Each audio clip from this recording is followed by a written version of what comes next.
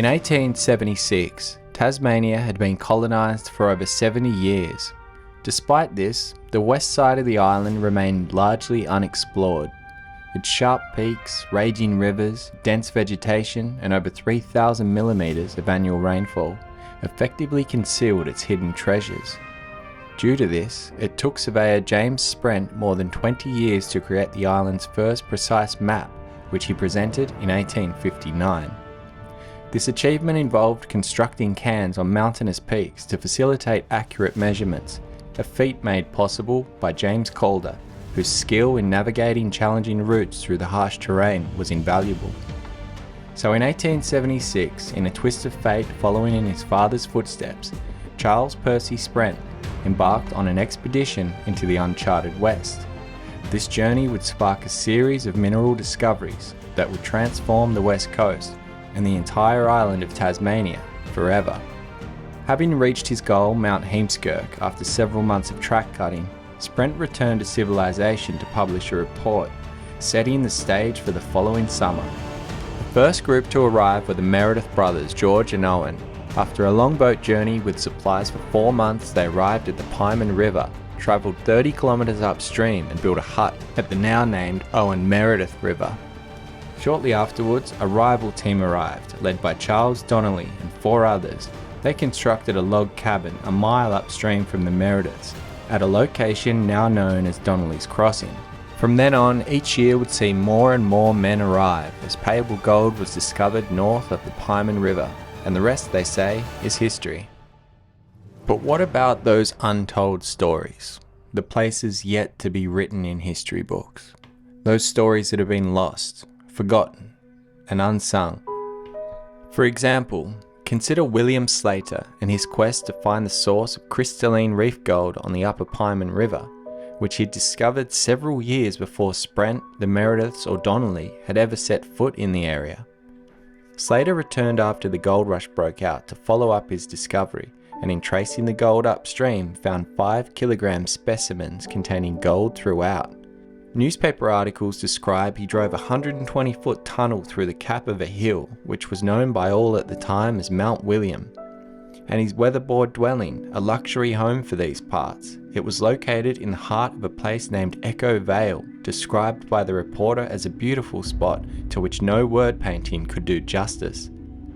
These names do not exist on any maps, and Slater has only been mentioned once, vaguely, by any historian, Peter McPhee, in his masterpiece History of Corinna and the Pieman River.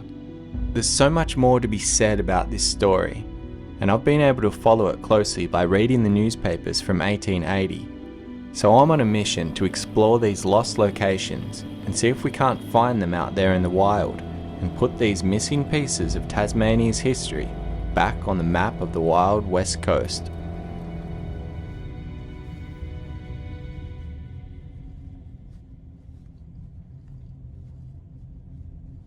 Good morning to the sleepy little ghost town of Corinna. I've just arrived here on the Pieman River, and just in time actually to see the Arcadia leave for their cruise over there. And we're going to be going on our own little cruise today. We're going to be heading upstream to try to find the location of Echo Vale, which is where William Slater had his house. And somewhere up in the hills there he had his gold mine, some tunnels and the trenches that he'd dug in over the years. But in traditional style, we're going to start in the beginning of that newspaper article, which was all the way down at Donaldson Landing. So we'll get on the boat, load the boat up, and then we'll commence the trip. I think it's going to be a pretty epic itinerary, a lot of sites to visit today, and a lot of unanswered questions. So stick around, should be fun.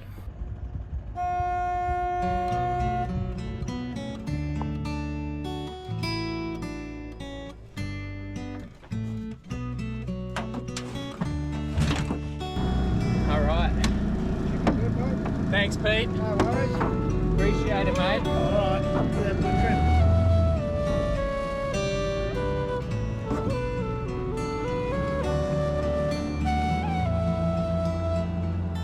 The newspaper article we'll be following this video begins 6 kilometres downstream at the Donaldson landing.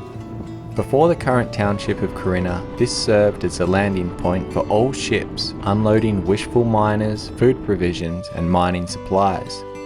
The current maps show it on the south side of the Pieman, but all historical accounts and old tracks place it on the northern side. In 1880 there were 2 stores here, one of Matthew and Allwright, and another run by Job Savage, who also had a hotel known as the Donaldson Inn. Supplies were inconsistent due to the dangerous bar where the river meets the ocean. In some cases, ships waited weeks before entering, others had to abort entirely. This caused many a famine, and new chums didn't last long in this environment. The situation put constant pressure on the government to fund a decent track in over land from Waratah.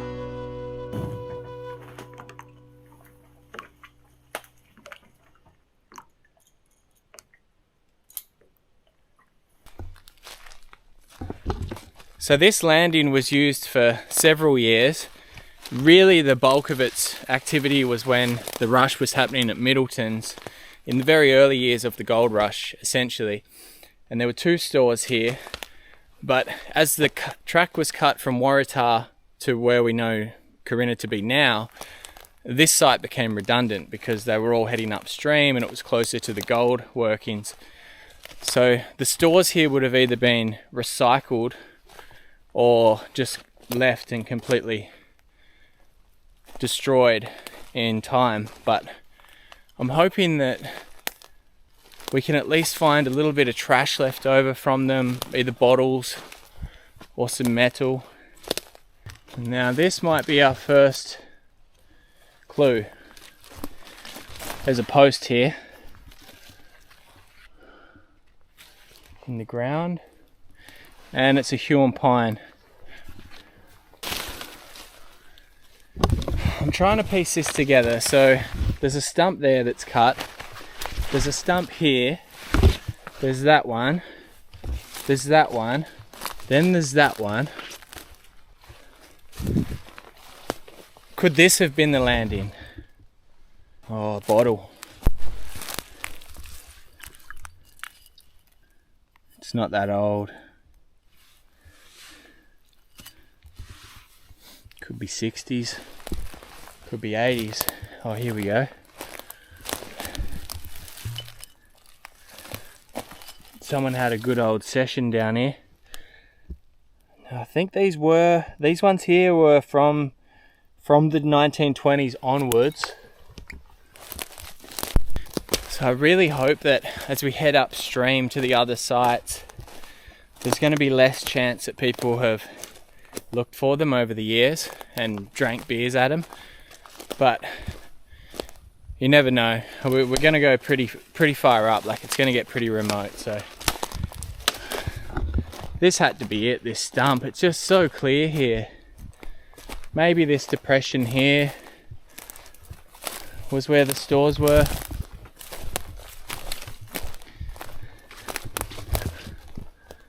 None of that would have been there. Big flat area, nice and clear. I'm guessing it has to be. It just has to be, and that's why people came here in the 20s or 30s and drank beers. People came here in later years and left an esky because it was always clear from when the Donaldson Inn was here. Even though the site, nothing remains, the area has remained clear. Now we're at the Donaldson landing, we can commence the newspaper article. The Mercury, Friday the 3rd of September 1880. The West Coast Goldfields, from our special reporter. On July 23, at the invitation of Mr. W. Slater, I left the Donaldson to visit the reef prospecting operations, up at Corinna, Pieman. From the Donaldson, a pull of 3/4 of a mile brought our party to where the Savage empties into the Pieman, and a mile further on past Dogwood Hill, not far from the foot of which is a hut where a party of pine getters had located themselves several years ago.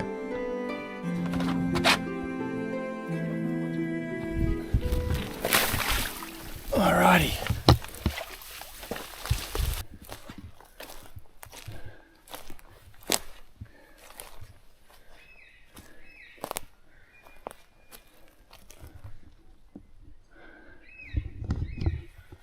So we're at the foot of Dogwood Hill. Prime little spot here. Very flat, pretty open. Could this have been the Hugh and Piner's hut? The potential. Go for a walk around. I picked this side of the hill. Look. That looks like it was dug out because there was a creek on this side. Probably getting a little bit too far away from the foot. I'm going to check the other side, and then if I don't find anything better than that spot where that hole was, probably have to say that it was that clearing there.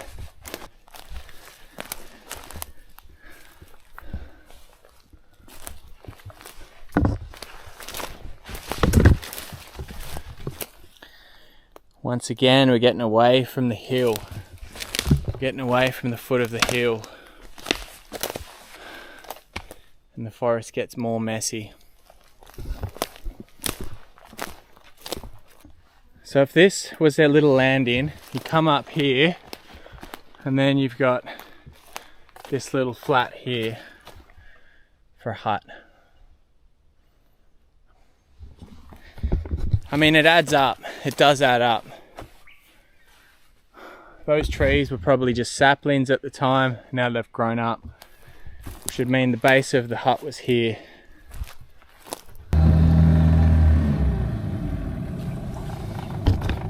I tell you what, regardless of whether I find anything today that I'm looking for or nothing, it's pretty bloody magic out here.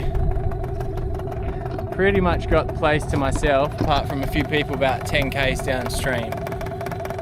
So, feeling pretty lucky. There's a nice Hugh and Pine.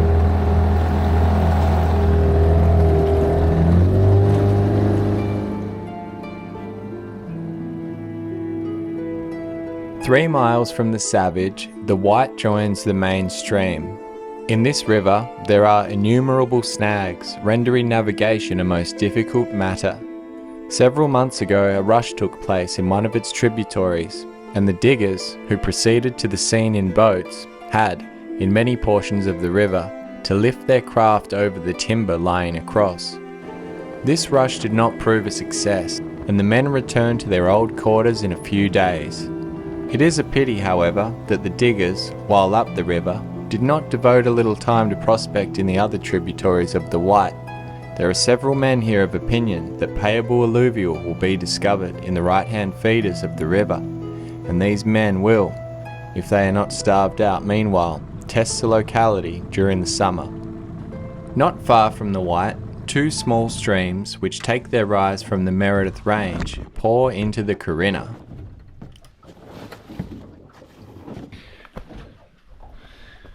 So I've just pulled in here, which is the Nancy Creek landing.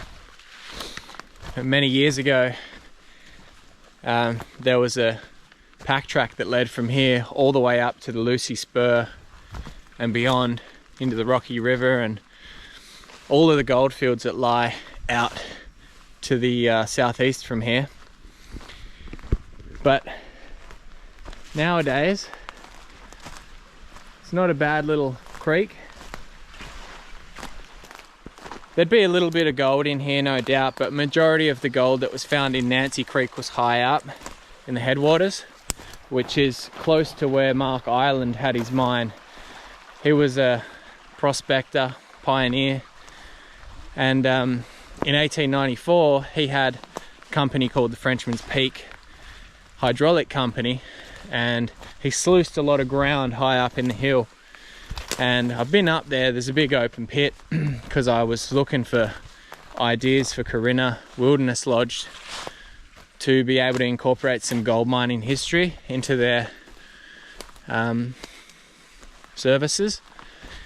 And yeah, I saw this old pack track that was, it said overgrown in 1934 1929 maybe it was.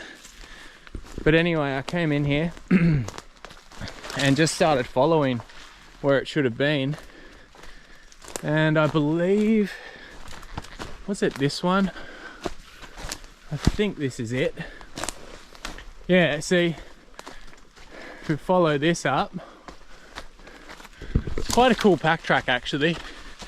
I remember I followed it for a little way, and then there was some really cool cutouts on the side of the bank. Kind of heads away from the creek here, but where did it go? I think it, yeah, that's it. So on the outside there. Here you can tell there's basically a road here. So it takes about an hour, I think, from memory to get up to where Mark Island's mine was. But while it's raining out, I'll take you guys on a little couple minutes up here just to show you some of the cutout. It was a very popular track. This led not only to the Frenchman's Peak workings at the top of Nancy Creek, the track continued on to the Lucy Spur workings, where there was a crushing mill, adits, and even onto the Rocky River rush, which is where James McGinty found his big nugget back in 1883. But yeah, you can see this really cool pack track, bit of a road, leads all the way up. And I'd imagine that they would have had horses here for sure. It's a good enough track, really good grade. So yeah, this was a very, very busy port depot in at the 1880s, and you can still follow it today, which is pretty neat.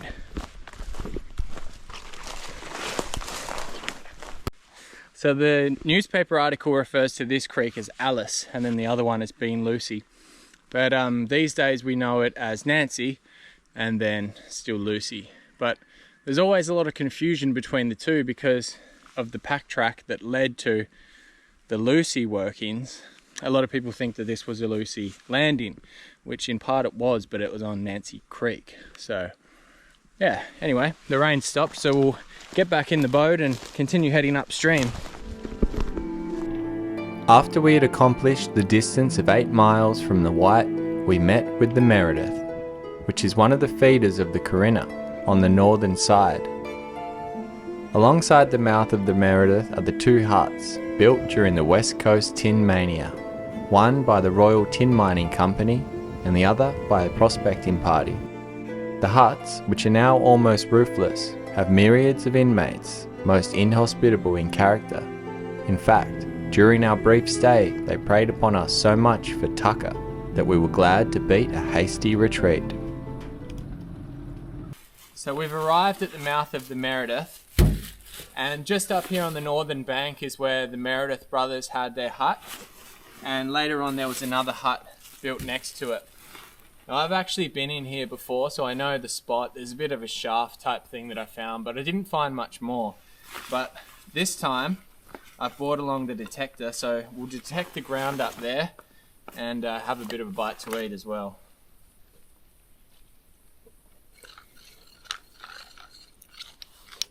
So when I came in here last time, must have been about a year ago now, I came in to try to find Donnelly's crossing, or Donnelly's depot, and I tried either side of where it should have been, but it turns out that it was pretty much right in the middle of the 2 spots that I tried.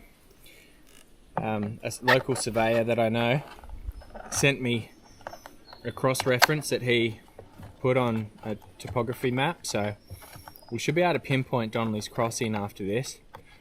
But that's why I was in here, and I just thought I'd pull in and check out the Meredith brothers hut site while I was here and just see if there was anything laying around.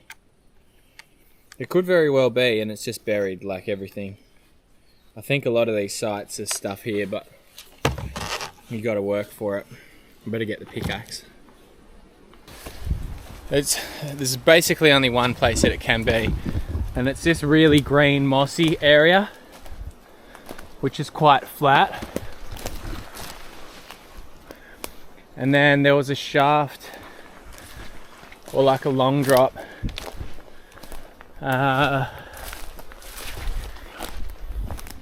there.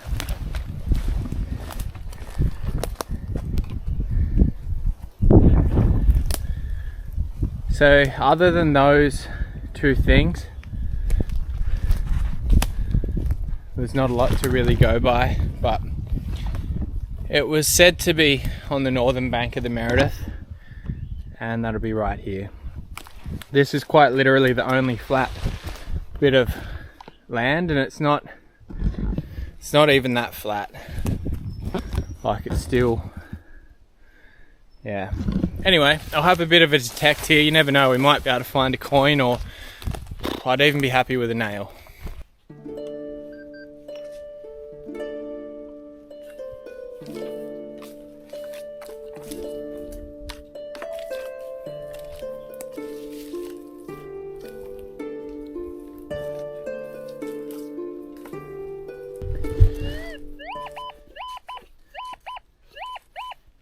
Got a target here, which is non-ferrous, which is great.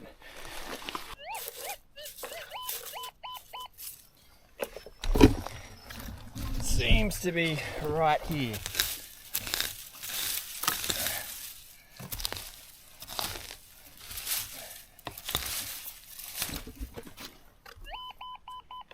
Pretty deep.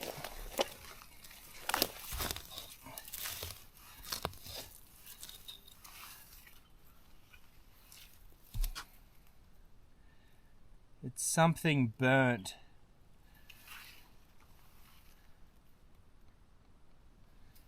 I would probably say, like, I don't know, burnt aluminium maybe? It's kind of holding its shape.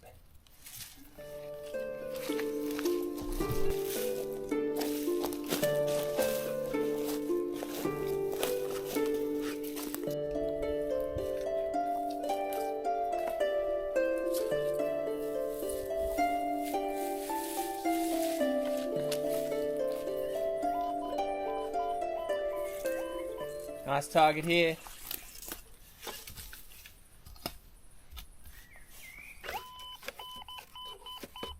Something massive here.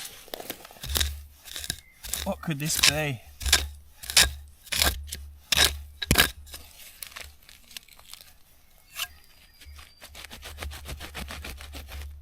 What the hell?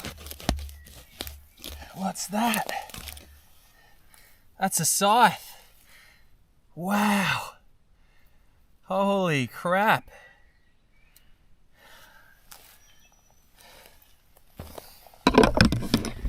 That's freaking awesome. Holy crap. I can't believe I'm holding a scythe that the Meredith brothers packed in here and used to cut their track. That is insane. What a find. Oh man, what else is here?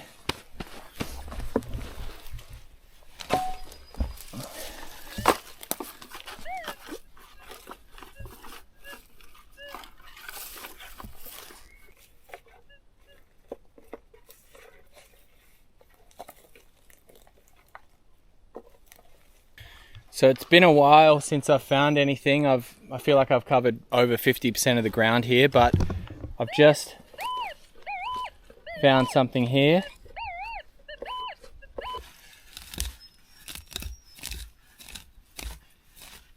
Come on, just be like a little pocket watch or something. I'm not asking for much. Or a gold sovereign.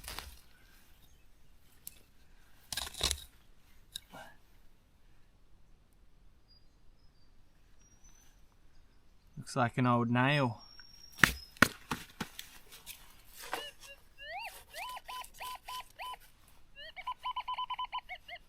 Okay, there's a nail, but there's something else in here.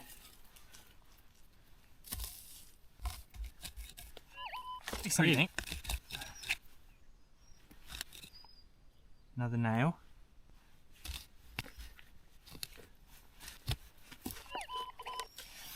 Yeah, it's still in there. What do we got? Ah. A bracket.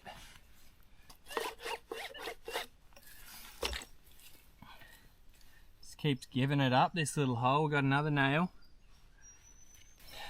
Can't believe how much stuff's in here. It's a honey hole. Alright, so this hole, this area, is just littered with nails, little bits and pieces of metal. I don't know, this could have been the fireplace. It makes sense because look at these boulders here. These are the boulders I'm pulling out. So a lot of stuff was burnt in it, and then you get that little honey hole full of metal pieces. Okay, we've got all of these little bits and pieces. We've got the fireplace, and then of course we've got the scythe, which was found higher up in the hut.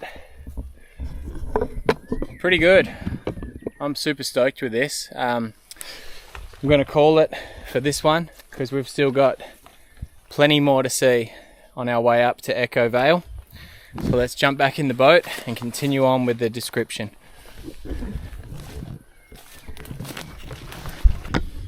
I was just on my way back to the boat and I picked up this non-ferrous target here. This could be our lucky coin on the way out. I better dig him up.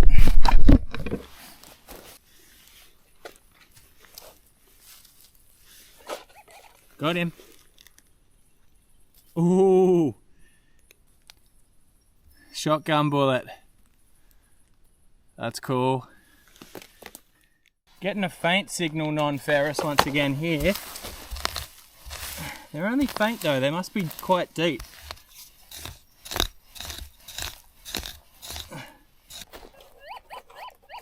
Oh, she sounds better now. What is it? Oh, no way. Another one. Another shotgun. Double the trouble. Okay, we're making progress now. I mean, that is only the first place I've detected, but also, like I said, I feel like the further upstream we go from the Corinna township, the less chance there are of people having come across the sites in the past. And that there is a prime example. That scythe was friggin' awesome. But I want to get redemption on Donnelly's depot. This will be the second time I've visited it, or attempted to visit it, and I really want to get a coordinate on it. Leaving the huts, a row of a mile borders to the first rapid, on the south side of which a large creek, coming from the gorge known as Hangman's Gully, runs into the river. It was at this creek a digger known as Sydney Tom obtained a good prospect of alluvial not long before Christmas. The news was reported at the stores, and the majority of miners at the Badger and other creeks proceeded at once to the locality. The creek possessed a large supply of water, and the men were working for days submerged to their waists, preparing for sluicing. After starting to work and cleaning up, but a small quantity of the precious metal met the eyes of the luckless workers. This disgusted the men, and operations were stopped, but the progress of transit to the stores was long, and day after day, 30 half-starved individuals would congregate on the banks of the river on the lookout for the arrival of the boat to take them thence. The rush was christened by the diggers Hangman's Gully. Of late, H. Middleton and his brother did little prospecting in the vicinity of this gully and obtained some nice-looking reef gold. When we crossed the first rapid, there was a fresh in the river, and the pull-up was a stiff one. This and the second rapid is navigable in summer, if the trip is made at high water, when there is a depth of 6 foot in the channel. Half a mile from the first rapid, landed, and had a look at the Great Western TMCO's depot. The large log hut is still standing, but it is far from being rainproof. There was plenty of tin on the ground, but it had at one time enveloped preserved meat, so perhaps the company will not think it worthwhile to charter a vessel to ship it southwards. Okay, I've got the lizard tied up, detector, and the little pickaxe. Let's go and try and find Donnelly's depot.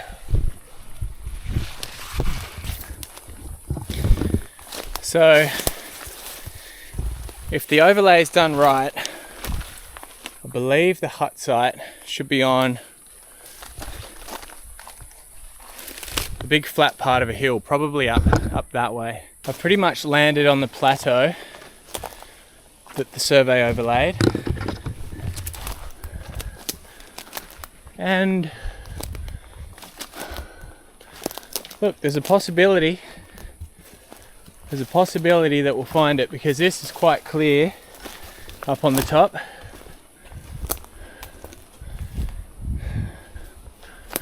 Just gotta keep our eyes peeled for anything unusual. But I mean, even this little clearing here is probably worth detecting.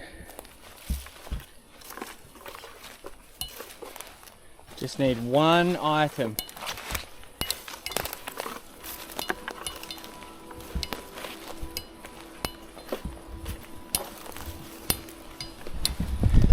Okay, nothing here. I feel like, much like the Merediths, it's going to be a semi-clear spot that has like that kind of green mossy overlay to it. I mean, it makes sense to have your hut up here, look. Big flat shelf.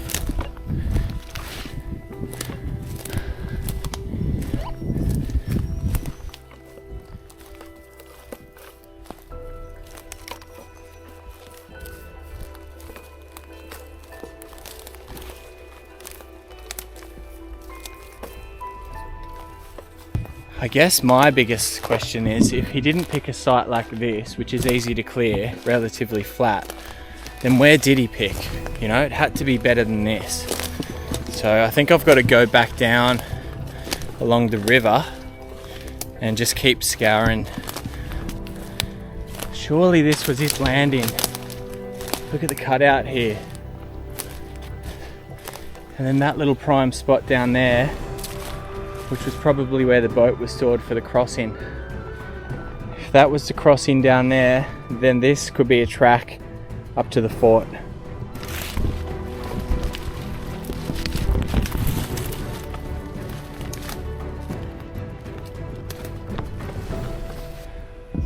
So I followed that kind of track up here, and it's very flat, but it's an area I saw before. I'm detecting it now and haven't had any bites yet. Well, I may as well walk to where my last search was, so I've connected more area. It's a prime flat. It's just a little flat shelf here overlooking the river.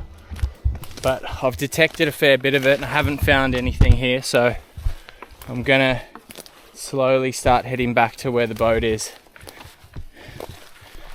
Well, I've got to call it, I think. Plenty of potential sites, no targets though. Damn it. I really thought it'd be the one this time for Donnelly's.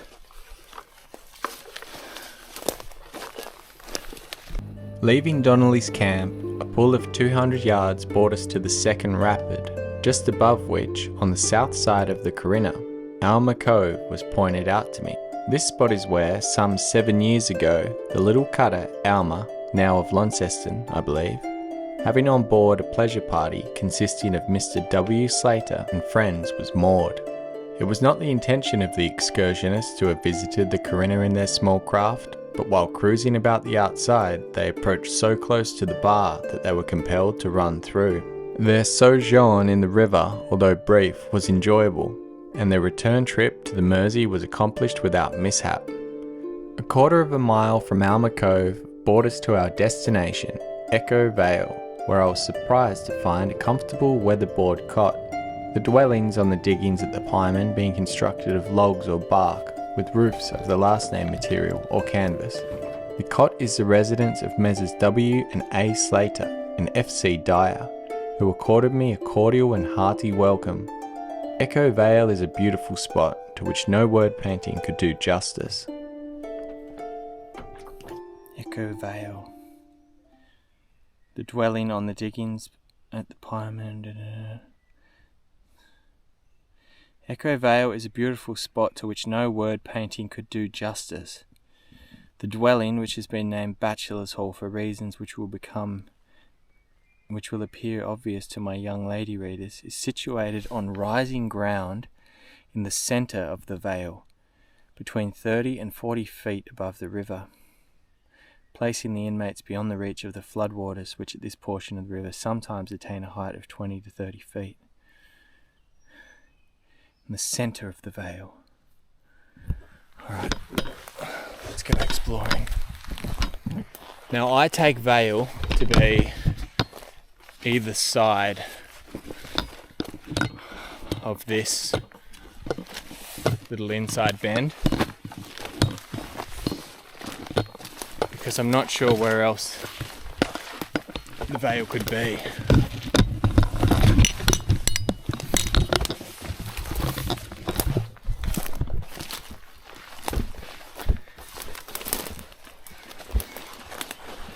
Wow, that looks like a hot spot.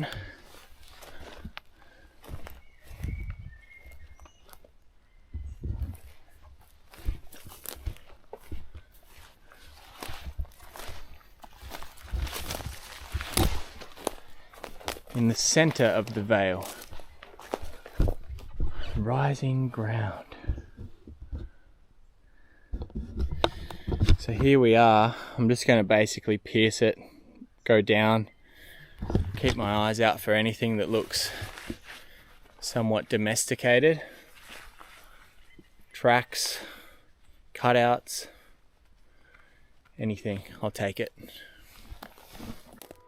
The interior of Bachelor's Hall is as cosy as its exterior promises, and the appearance of the otherwise cheerless walls is enlivened with cuttings from the illustrated papers and pen and ink sketches of a humorous character executed by Mr. W. Slater.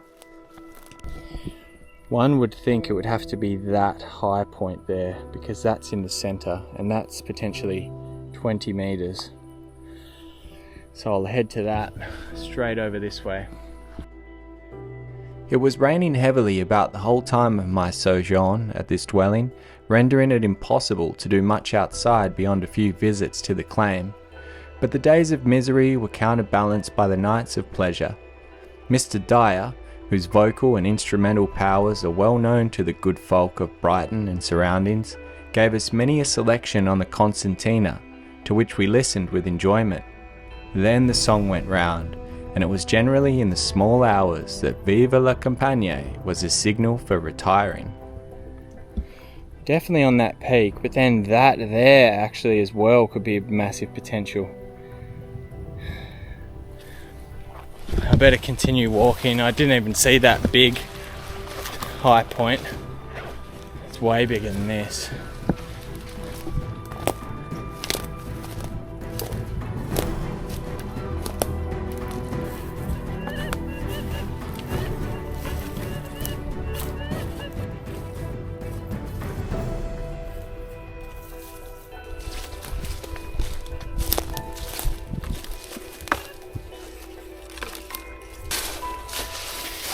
Just doesn't make sense for the hut to be this far south, because the writer said that it was a quarter of a mile after Alma Cove they arrived at Echo Vale, so it's got to be close to the water. It's got to be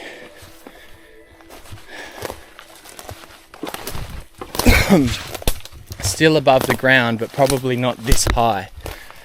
Like I got 20 metres high then when all that regrowth popped up. He doesn't say 60 feet, he says 30 to 40. Now, we could say that this elevation here is about 7 meters, I'd say. So about 20 foot. Not high enough. But somewhere along here, William Slater had a weatherboard cottage. And I think it's on this side of the river. See, there's our 20 foot down there. This has got to put us on 30 up here. This is unexplored ground.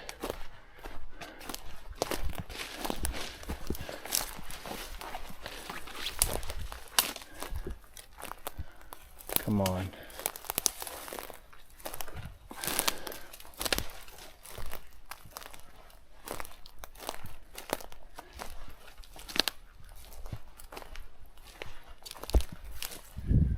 Where's the bottles, William? Where's the bottles?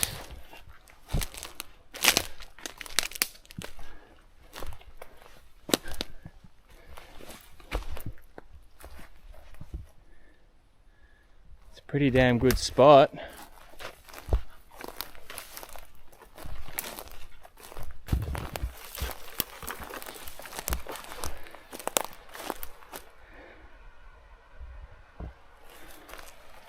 How could it not be this?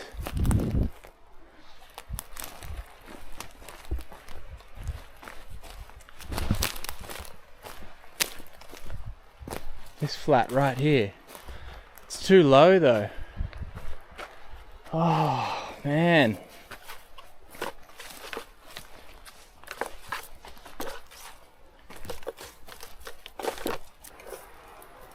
It's such a good flat, but you can see all this crap here.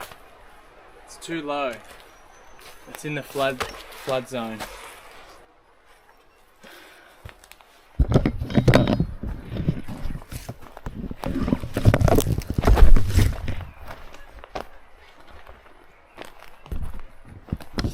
Can't be far from it. Look, there's another cut log here.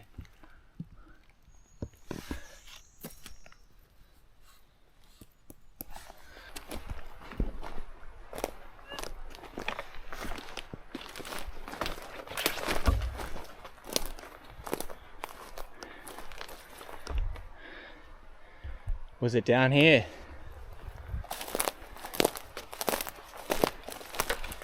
It's borderline too low, but I tell you what, that's a really nice flat.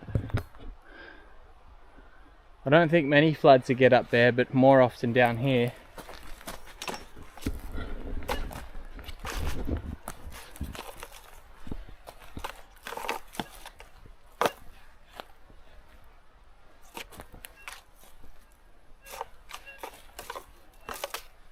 Holy crap. I just got a signal here.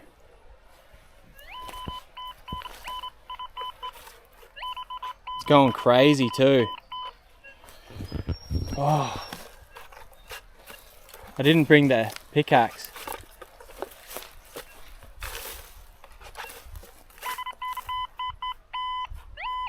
It sounds pretty close to the surface. I might be able to dig it out.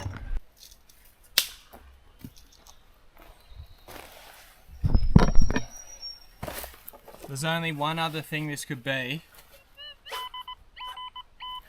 and that's trash that's come up and deposited in a flood.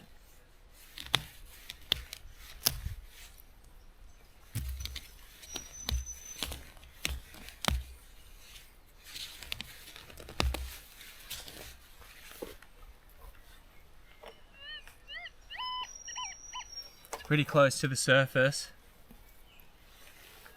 which is not really a good sign. Got it.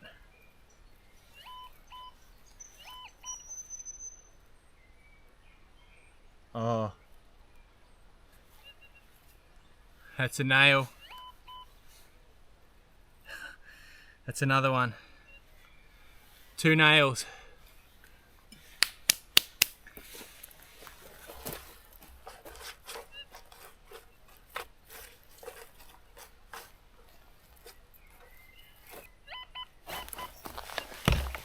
Got something else here.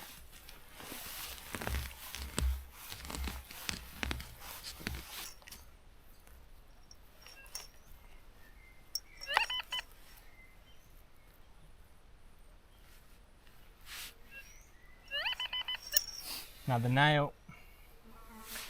It's 3 nails. It's just dawned on me that I've potentially found William Slater's hut site, which is incredible. So if this is it, you can see the cutout over there, you can see that cutout there, and then this big flat area here must have been the weatherboard cot. And then you've got kind of slopes down and then flat and then slopes down and then flat to the river. And I'd say it's pretty much bang on with the meterage. So I'll do a little bit more detecting and then we'll have a good scope around, try to find some bottles and stuff.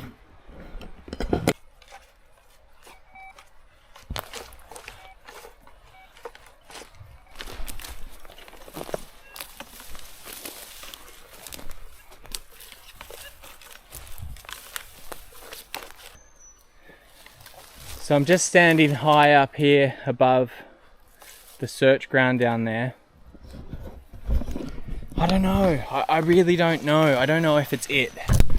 I know that sounds crazy because I found the nails, but is this in the center of the vale? I mean, it is, I guess, if you count that high hill over there and the one over there, but you can't see them.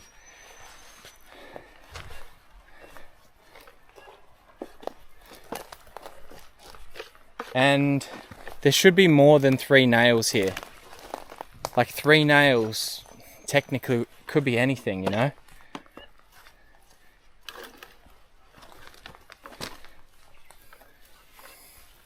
Three nails could be a piece of driftwood that floated up here and decomposed.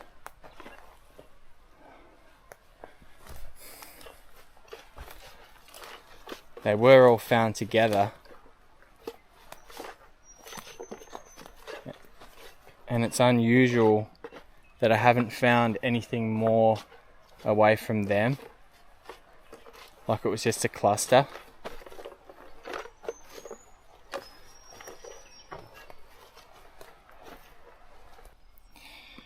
Well, compared to the river, you can see this contour line that I'm on, the hut site, potential hut site. It's right on that 10-meter contour line. So 30 feet.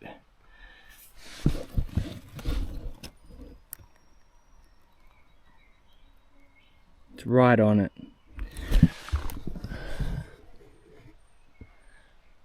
Was it?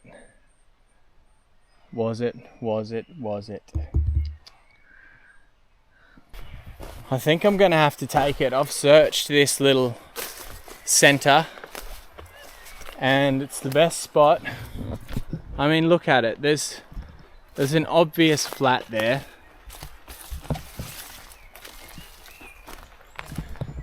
Perched right up there. It's very flat. There was nails up there.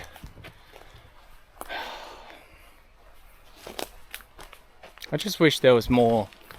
But I guess sometimes all you get is 4 nails. And we can only imagine what this place looked like back in 1880.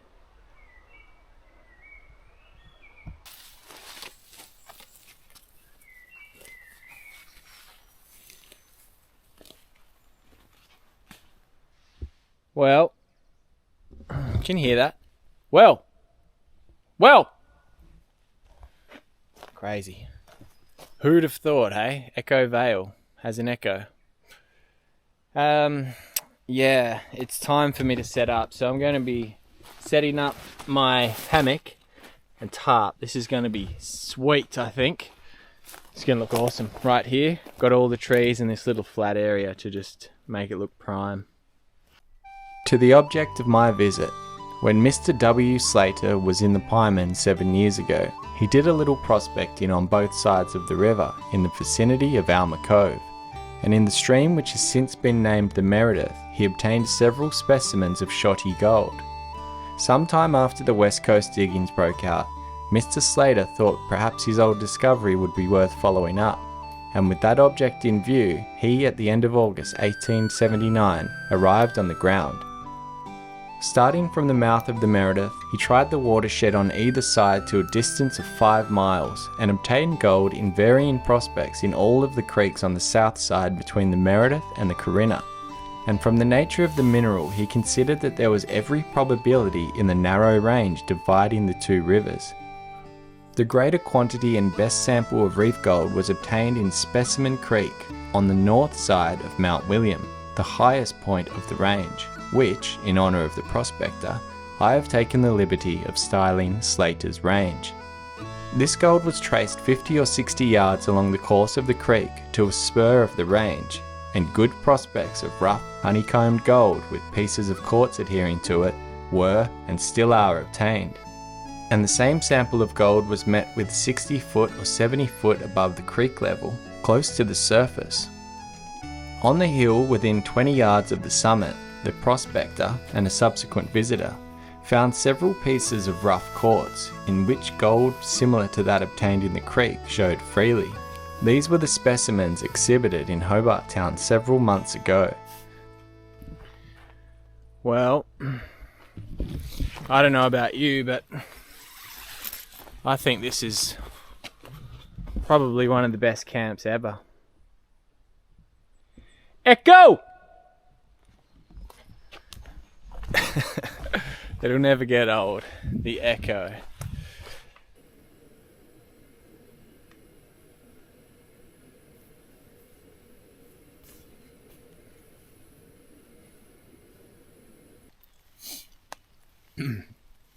So, today's efforts, they were alright. Tomorrow, we have an opportunity to find Slater's mine. We have an opportunity to find Specimen Creek, to locate it, to map it, locate and map Mount William, and also Slater's Range. Now I do have to leave here.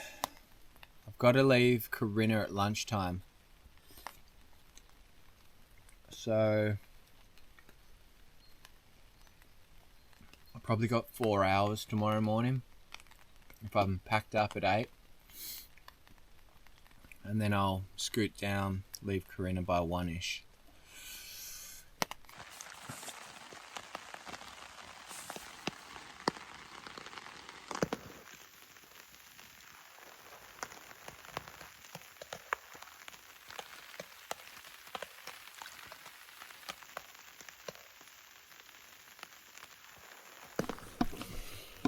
So here's what I'm thinking. We have no idea whether this range here is Slater Range and Mount William, or if it's this one over here. But regardless, what I'm thinking is, if I go here tomorrow and I climb up this ridge here, and I walk a little bit to the left, and then start going up this ridge, I should soon know if Slater used to use that. And the same goes for here. If I go up here and I turn right, and then I start going up this hill, because Slater must have used this entry point to get to his mine. He would have crossed over from his hut, which is down here, climbed up the hill, and then turned left or right. I think that's the best bet, because there's just too many similarities. The ranges are almost identical height. There's no defined peak, so to speak. They both have north running creeks. Well, south running, but on the north of the range. And they both have pretty narrow caps, which would be tunnelable. So It's an absolute coin flip. Yeah, I don't know. I don't know what I can do with 4 hours tomorrow. But I can definitely climb up there, and I can definitely walk a little bit in each direction and follow my nose. Because if I get onto something, if I get onto a track and it's, 800 meters up to the top of the hill, I could find the tunnel. I could find the tunnel and be back to Corinna at lunchtime.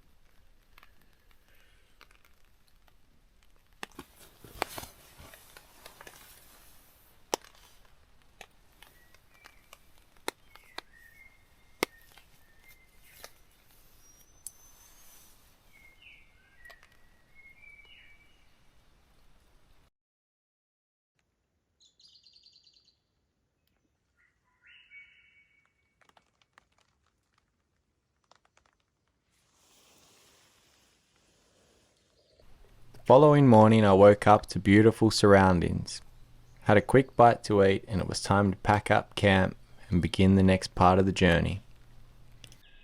Guided by the specimens found at the higher level, they cross-cut the hill in a number of places, but without result. 2 of these cross-cuts were 100 yards long, all ranging in depth from 4 foot to 7 foot. The country being of slate, in some places so hard that dynamite had to be brought into requisition. In the trenches, a number of leaders were cut, but none showing gold. As there was so much surface, and guided by specimens found higher up in the hill, Mr. Slater thought it would be better and less expensive to drive a tunnel through the cap of the hill, a distance calculated at 120 foot, more or less, and the work was let to Messrs. T. Martin and G. Webster at £1 per foot. Not having any tools on the ground suitable for tunnelling purposes nor blasting powder, a journey had to be made to Macquarie Harbour, a distance of 45 miles. Oh crap. The water's dropped quite a lot overnight.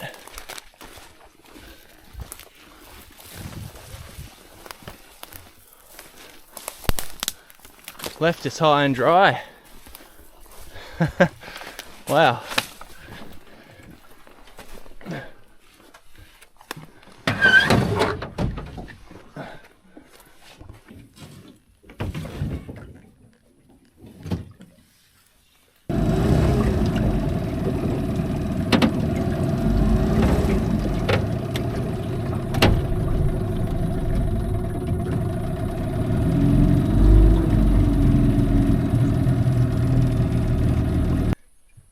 Here's our boat, she's nice and safe. We've tied off on this one and here. Should be good, hopefully.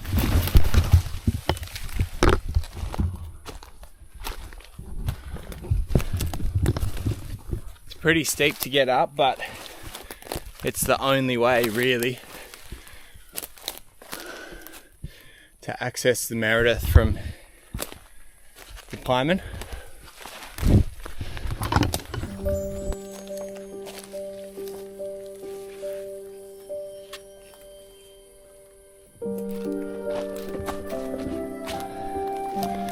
Look at that.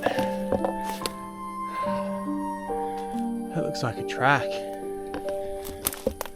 That could be it. That could be Slater's track. It's pretty defined. Look at it. If we can just stay on this, we'll be right.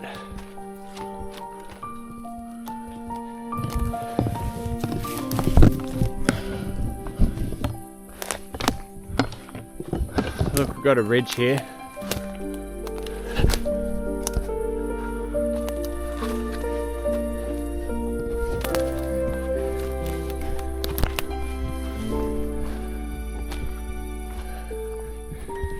It's pretty cool though, this little path.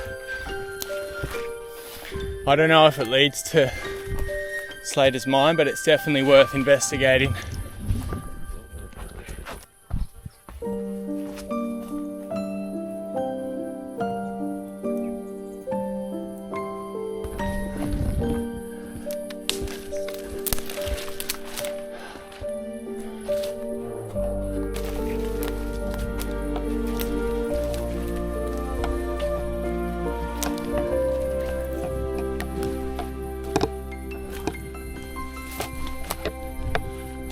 I've just come across some quartz. That's a very good sign, and it's rough looking quartz too.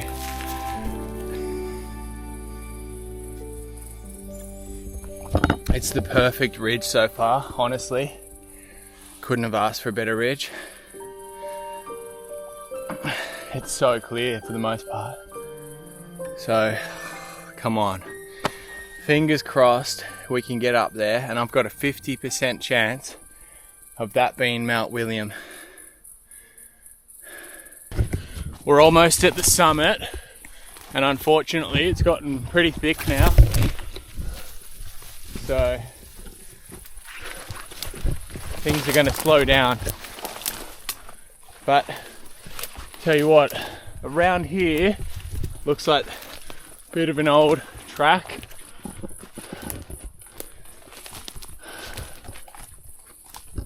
Come on, we're so close now. We're so close to Mount William. Potential Mount William.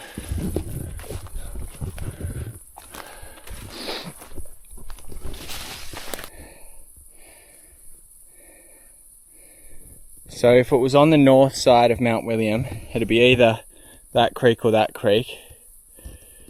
And then the tunnel would be anywhere around here, potentially even further north, where I've put that line. That line is 0.4 k, so it's 400 meters. No, 0.04 k's. So it's 40 meters, which is 120 foot.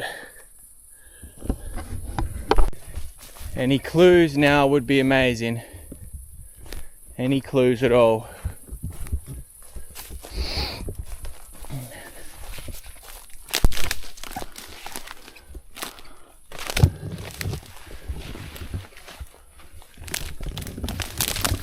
It's so much more messy than what I would have hoped in here. Seriously, needle in a haystack type stuff. If I can find the summit, which the writer says is the highest point of the range, the mine's not going to be much further from that. Within 20 yards of the hill they found more. Look at this. Look at all the quartz. It's all rough quartz. I should have bought the detector. It's a mountain of quartz. See, and they knew that. They knew that it was coming from somewhere.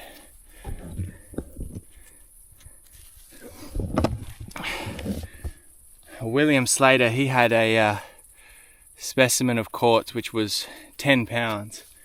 And so 5 kilos, and that had gold in it. Some of this stuff could be showing gold. They found it, so there's no reason I couldn't. You can see the material here, this like pretty hard slate, which is what they were driving the tunnel through. But where is it? Where's the tunnel? That's the $1 million question.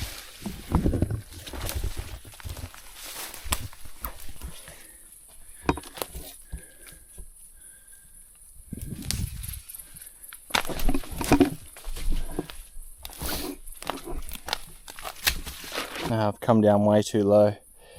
Got to get back up near that crown.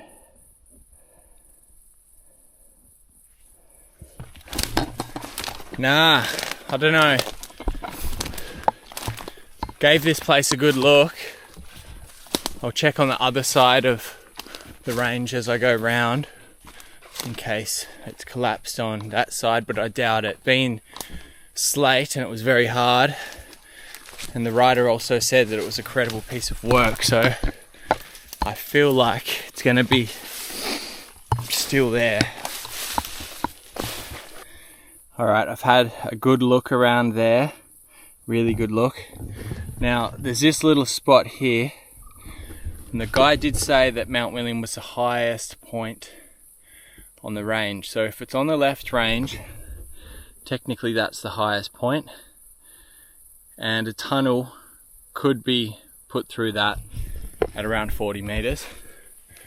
So we'll check that on the way back, and if that fails,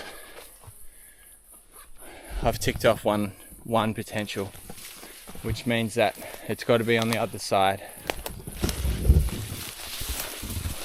Okay, so we're on potential Mount William, and look, more quartz right on the top.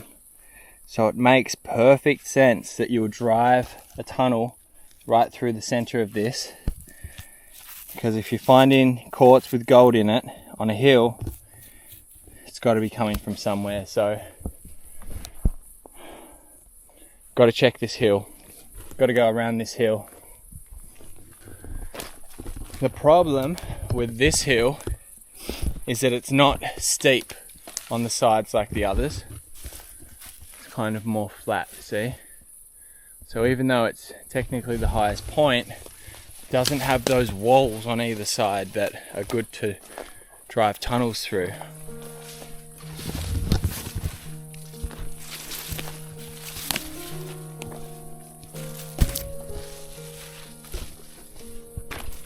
There's a bit of a steep part here. If you drive a tunnel through that there, go down and have a look.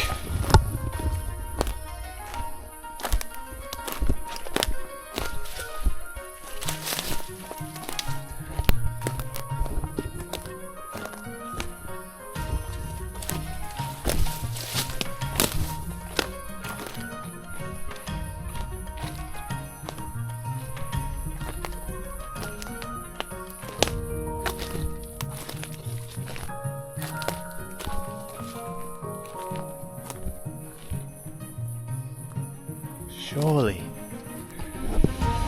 No way. Look at that rock face. I can't see a shaft or an adit, but that could be it.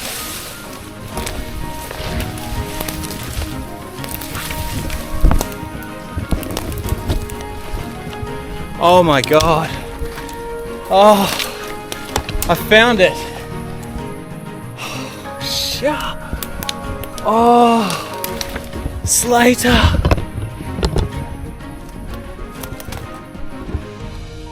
Holy crap. Wait, it's not that deep though. Oh man, I must be on the right hill.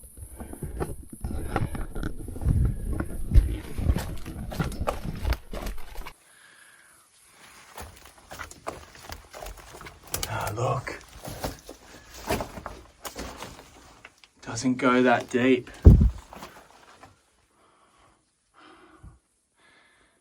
This is the hill though. Oh, look at it. Look at the pickaxe marks. It definitely stops. But look, quartz leaders.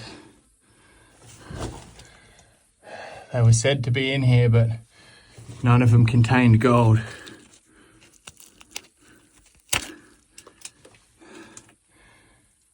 That's incredible. That's the same stuff that's on the hills. It's just decomposed. It's fallen apart and lost its structure.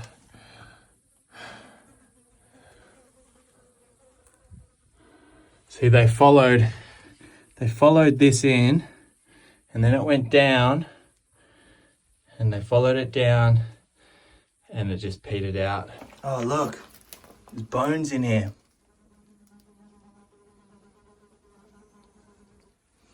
Holy crap, this could be a thylacine den. Devils would eat the bones. Look at that. It's a small animal, very small animal. Lines up with the thyla.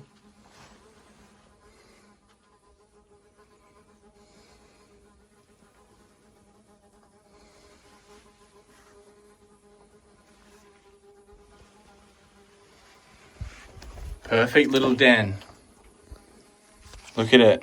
Got a pit down here, steep wall, and then up to the outside world.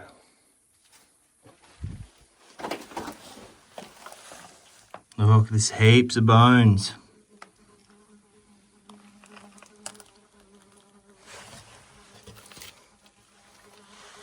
They were in here in 1881, I think. So the tiger was still around.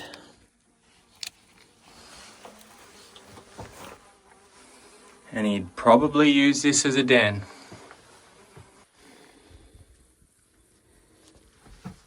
Look at it. They did a clean job, the old timers. Looks like this one was all done by hand, pickaxe. Busting it up, shipping the dirt out. Following the lead. Following the lead.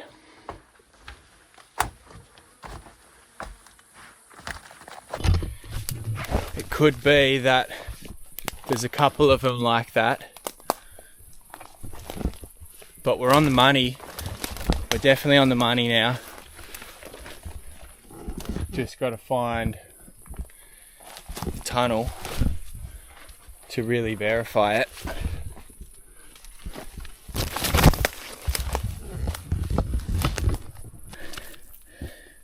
That'd have to be similar to the one Slater had, 5 kilos.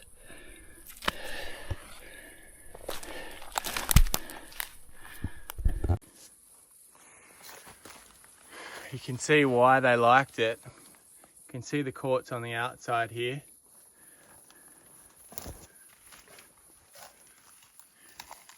Interwoven. Good enough to start mining, huh? I'll try to go around the outside of this if it's not too dangerous. Because probably the only way I'm going to find the tunnel is by staying off the top of the hill.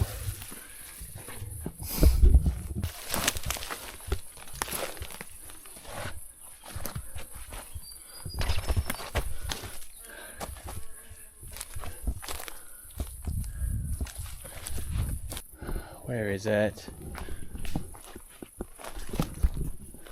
So I've searched all of this area. I think I'll search that ridge there, and then I'm gonna have to call it.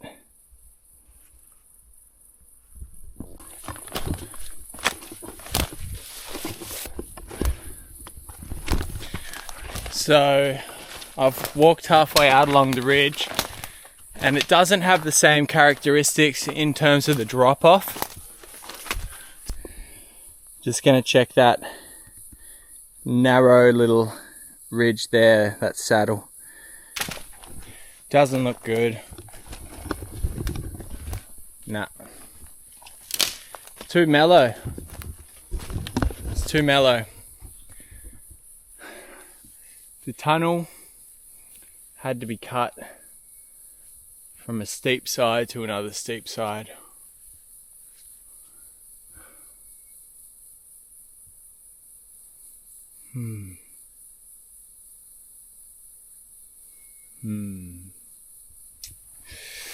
Yep, it's a tricky one. It's very tricky. There's just not enough evidence to, like online, to come to a conclusion. That's why I had to come out and do this on the field. And yeah, until we find the tunnel, we're not going to have the clarity on Slater Range, Mount William and Specimen Creek. But I'll be back. Definitely. I'll do a return trip and I'll come straight up the river. Might even be able to do it as a day trip. And I'll just have to search where I haven't searched. I might even try the range on the right. There's still every chance that that's the one.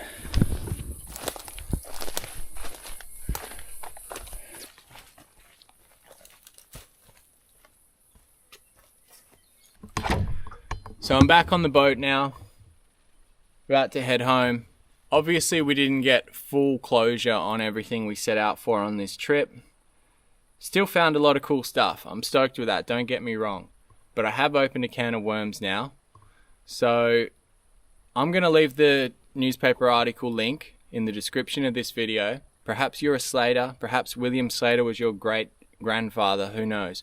But if you know anything about William Slater, who had a brother, which was a Slater, get in contact with me, shoot me an email, and let me know some more, because I've looked on family tree websites and I haven't been able to find anything.